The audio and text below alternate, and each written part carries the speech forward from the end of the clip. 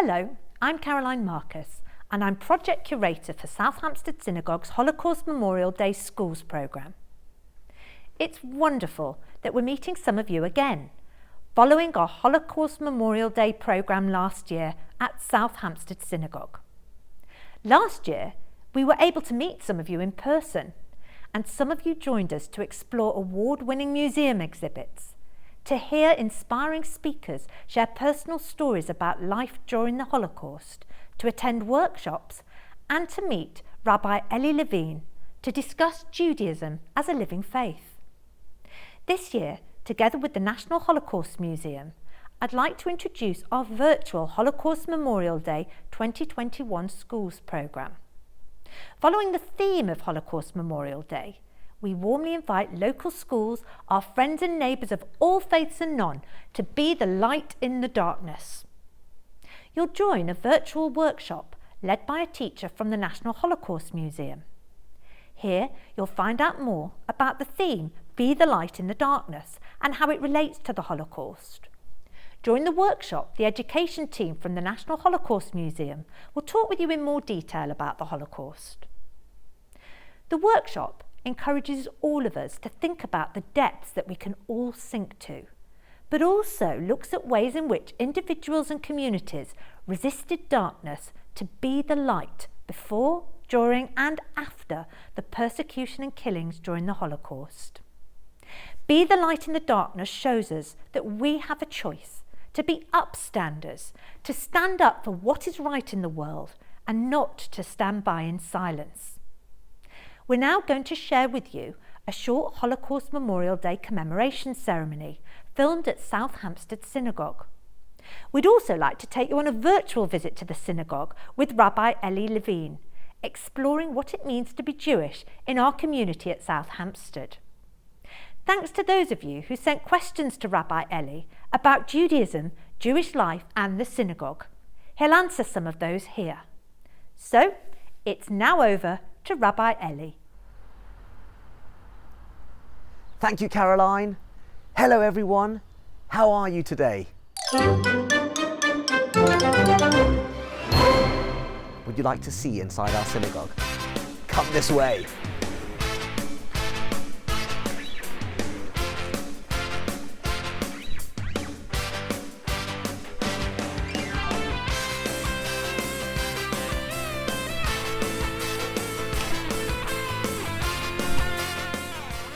This is the South Hampstead Synagogue.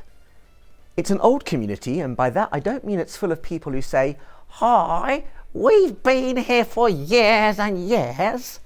I mean that the synagogue has existed for a long time. But this building is new. It was built just under 2 years ago. Not all synagogues look the same because they can be designed differently. For example, a synagogue doesn't need to have a clock, and the floor doesn't have to be carpeted. It could be wood, marble or something else. However, there are some key features which are present in all synagogues. Can you look around and notice some things that you wouldn't find in your bedroom? I know. You're looking at the cinema seats. Don't you have those in your bedroom? You don't have cinema seats at home? Just kidding. That's also part of the design of this synagogue. But look here. In Hebrew, we call it a bimah. This is where the person leading the service stands so that everyone can hear and see them. This is our prayer book. What languages can you see inside? That's right, Hebrew and English. Every Jewish prayer book has Hebrew in it, but shall I tell you a secret? Not all Jewish people read Hebrew or understand it very well, so it's important to have a translation. In this country we have English, in France the prayer book has a French translation, and in Russia it will be Hebrew and Russian. In this way, Judaism remains connected to its ancient roots and its original Hebrew language, while at the same time being modern and enabling people to connect with prayer through languages they understand. How many times a day do you think Jewish people pray? Is it 5? Just once? Or 3? Your time starts now. Shema Yisrael Adonai Eloheinu Adonai Echad. It's 3! Jewish people pray 3 times a day, in the morning, afternoon and evening. I don't know if you pray, but the way I like to think about prayer is that it's a moment to stop and think, which helps us to remain focused on who we are and what we're doing. In the morning, we are grateful for another day and think about what we need to do. In the afternoon, we pause to check that we're on the right track. A bit like when you say to your teacher, "Miss, does this work look okay so far?" Then in the evening, we review our day, take a deep breath, and prepare for the next morning. What's that? You want to know what this is? What we keep in here? That's the Ark. By the way, once I asked the school group what they think we keep in the Ark, and one child had his hand in the air. Please, ask me. Sure, tell me, I said. Well, he said, that's where you keep your animals. He was connecting it to Noah's Ark with all the animals. What a creative answer. Can you see the giraffe's neck and the elephant's trunk popping out the curtain? I think we should get to the Ark at the end. So hold your curiosity for a little bit longer. We're almost there.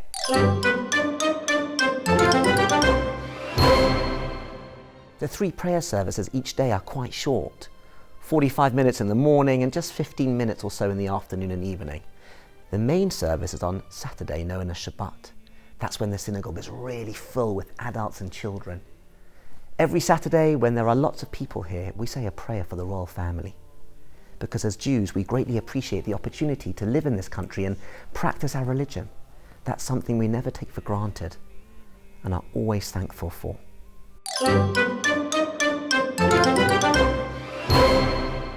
In our religion, we don't take off our shoes when we pray. But food is a big part of the synagogue experience. We don't eat at the same time as praying, but after the prayer service, we get together in our function hall downstairs for some snacks. Sometimes there may be a dinner or lunch. None of that is happening at the moment due to COVID. However, everyone looks forward to socializing again very soon. Do you see the ribbon on these seats? That's to indicate to people where they can and can't sit during the COVID period due to social distancing. But let me tell you about when and why I became a rabbi. I became a rabbi in 2006 because I wanted to work in a role that would help people find meaning, happiness and comfort in their lives. When we talk about the Holocaust, it's important to remember that Judaism didn't just live once upon a time. It's alive today. This place and my role as a rabbi represent Judaism as a living faith. Faith is quite a difficult thing because we don't see God, yet we feel connected to Him and believe that everything in this world has purpose. As a rabbi, one of my greatest aims is to encourage each individual person to recognize their own purpose. We have all been born to do something special in this world that no one else can do. The world would be incomplete without us. And so no one should ever doubt who they are and what they can do. Just you remember that.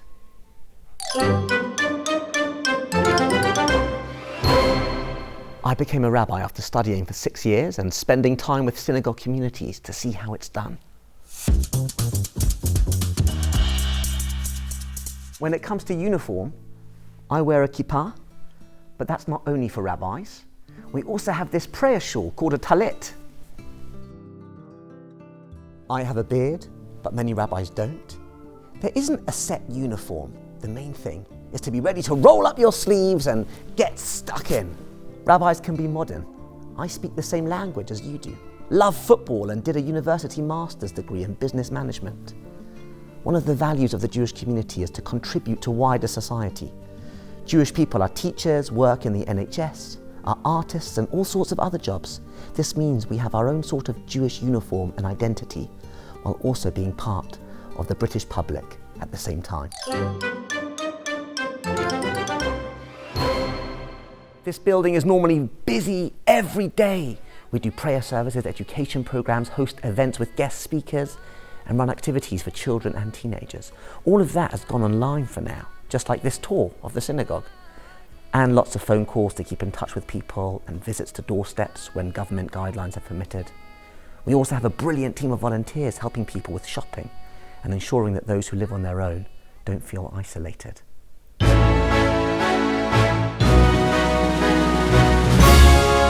Are you ready for the Ark? Let's go! On top of the Ark there is a light which never goes off. In Hebrew it's called the Ner Tamid, which means everlasting light. Together we are so very bright, a little light. It helps us to remember that God is always there.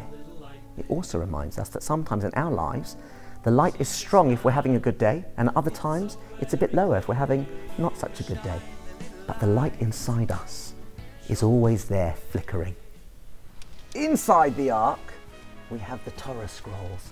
These are the most holy and valuable part of the synagogue. They are all the same inside, but sometimes we use more than one, so it's useful to have a few.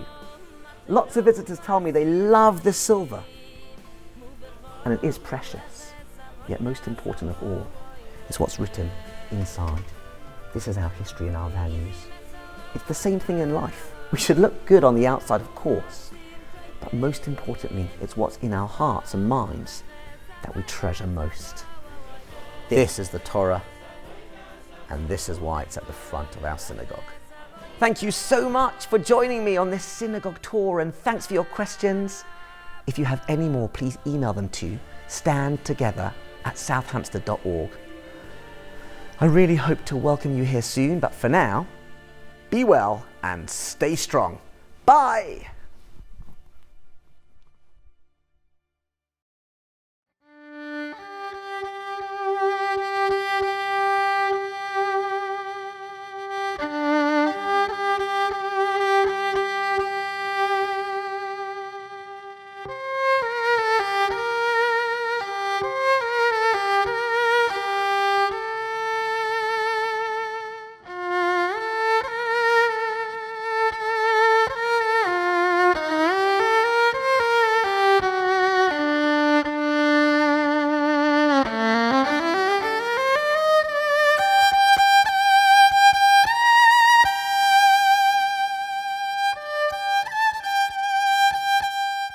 The first candle will be lit by Holocaust survivor Hedy Argent.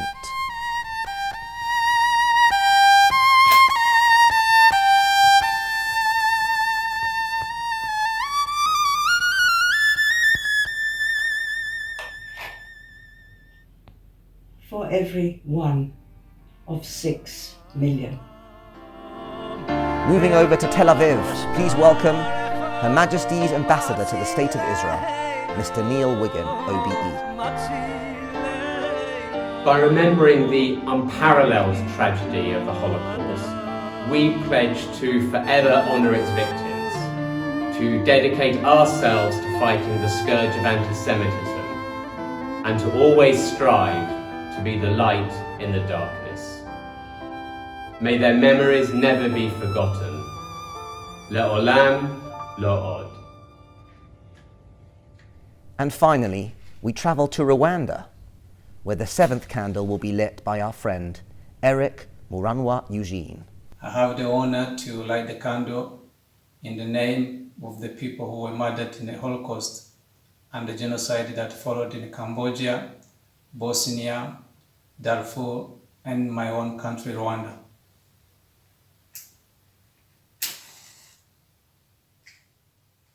Providing justice for the world. Because he was in the position to do it, I believe that he has left the world in a better place than he entered it. My father always believed very strongly in not following the crowd. He did not mind standing out and being different if it was something that he believed in passionately. And I think that was a very strong message he always told us. Don't feel you have to follow others, think for yourself. Shalom.